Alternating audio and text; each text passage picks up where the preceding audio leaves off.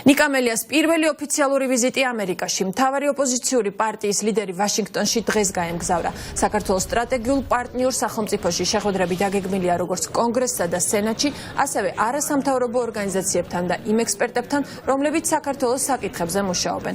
ყველა დონეზე საუბრის მთავარი თემა საქართველოში არსებული პოლიტიკური ვითარება და 2021 წლის შემოდგომაზე რეფერენდუმად ქცეული თვითმმართველობის არჩევნები იქნება. რა გზავნილებით ჩადის ნაციონალური მოძრაობის თავმჯდომარე ამერიკაში. ამას ნათია ქოქოსაძე გვეტყვის. ნათია, როგორც ჩვენ აღნიშნა, ერთიანი ნაციონალური მოძრაობის თავმჯდომარე ნიკა მელია ვაშინგტონში დღეს გაემგზავრა.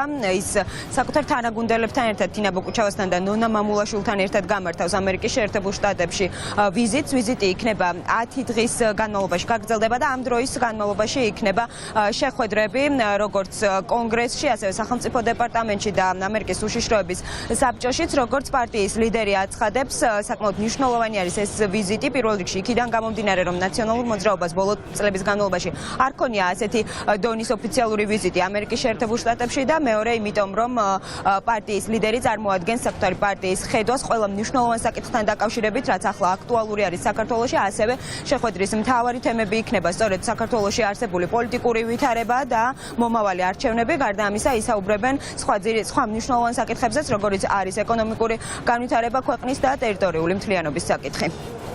ძალიან მნიშვნელოვანი და რაც ყველაზე მთავარია, სასარგებლო შეხვედრები გაიმართება ვაშინგტონში ყველა დონეზე. იქნება ეს კონგრესი, სენატი, უშიშროების საბჭო. ჩემთვის როგორც არჩეული პარტიის თავმჯდომარისთვის არის პირველი შეხვედრა ამ რანგის და მინდა მათ იცოდნენ ჩვენი ნაციონალური მოძრაობის ხედვის თაობაზე, ჩვენი გეგმების თაობაზე და რა თქმა უნდა მნიშვნელოვანი უფრო უნდა მეტად ვისაუბრო, ვიდრე საკუთარი პარტია არის ამ ქვეყნის ეკონომიკური მდგომარეობა, უსაფრთხოება, ასევე რეგიონში შექმნილი უმძიმესი ვითარება და კიდევ უფრო გაღრმავდეს პარტნიორ სახელმწიფოების შორის ურთიერთობა. საუბარი გვექნება ბუნებრივია შიდა პოლიტიკურ ვითარებაზე, მართლმსაჯულების რეფორმის მნიშვნელობაზე, ადგილობრივი თვითმმართველობის არჩევნების მნიშვნელობაზე, რომელიც ერთგვარი რეფერენდუმია, სადაც ძალიან დიდი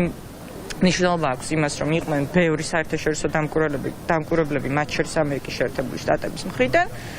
თუმცა, რა თქმა უნდა, ასევე გვექნება საუბარი საქართველოს საგარეო მიზნებზე, მათ შორის მოახლოებულ ნატოს სამიტზე, დეოკუპაციის პროცესზე, სადაც ამერიკის როლი არის განუზომლად მნიშვნელოვანი. 16-ში ბაიდენის და პუტინის შეხვედრა არის და ეს ძალიან მნიშვნელოვანი იყო ამ შეხვედრის მომზადებისთვის, იმიტომ რომ საქართველო რა თქმა უნდა იქნება ერთ-ერთი თემა, რომელსაც ბაიდენი პუტინთან განეხილავს აუცილებლად.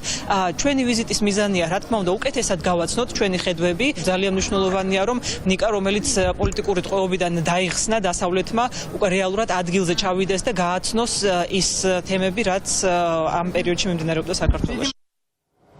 როგორც უკვე გითხარით, ნიკა მელიას ოფიციალური ვიზიტი ვაშინგტონში 10 დღის განმავლობაში გაგრძელდება. თუ რა გზავნილებით დაბრუნდება ქვეყანაში პარტიის ლიდერი, ამას რა თქმა უნდა ოფიციალური ვიზიტის დასრულების შემდეგ შევიტყობთ.